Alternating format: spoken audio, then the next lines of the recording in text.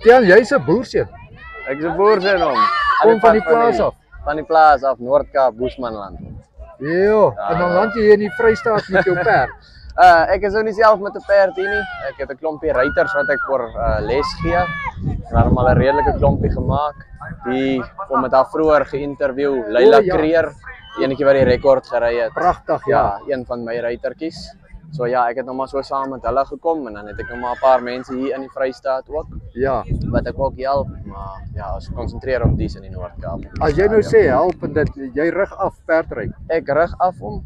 Ek het in 2014, 2018 redelik sterk gery, groot gery, nationals gewees, top 10 geplaas, paar rekords agter die naam, maar wat dis alles goed van die verlede. Ja. Ek het gesien meer inligting ek bymekaar maak, hoe meer mense kan ek help.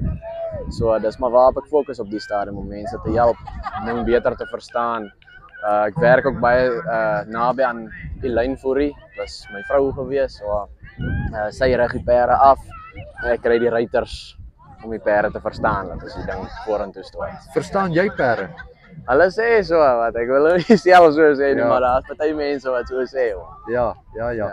En Tiaan, jou eie perd, as jy op die plaas groot geword het, jy met 'n perd groot geword. Ja, nee wat, ons het maar nog altyd die perde ding gedoen. Ek het nou nie so vroeg begin nie, ek het al 16 was begin perdry. Dis nou al 'n klompie jare terug. Ja. So ja, my eerste perd sommer so Arabier, Quartros crazy gewees. Ek het met hom redelik sterk gery. Toe daarna sommer met so 'n Buster perdjie en toe het ons redelik met die Quartros begin roei. Dus ons eie stoet oopgemaak en begin teel, die Everwest Quartros stoet.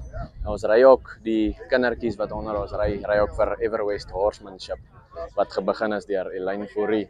Maar wat ons is 'n hele groep mense wat deel is van dit is ek en Elaine Fourie, Mia Fourie, my sussie, Chris Fourie, my pa.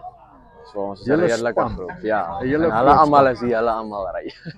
Pragtig. Nou ek moet dit ook vra want ek sien die pragtige voorbeeld wat hierdie vir ons stel eintlik vir almal wat nie perde het nie. Hoe sal jy 'n jong mens inspireer om betrokke te raak? Een wat nou glad nie eens 'n perd het of naby 'n plaas is nie. Ek sê altyd vir my ruiters om hulle sal inkom en dan ry hulle sterkte, dan kom hulle uit en dan koer hulle. Dit het nie mooi gelykie of dit het nie mooi gevoel nie. Ja. En as die ander ruiters altyd so half disgusted met hulle.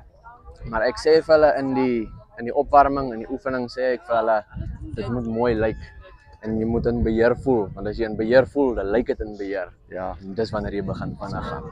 So dit moet mooi lyk en maklik lyk. Dis wanneer die ander mense wil ry.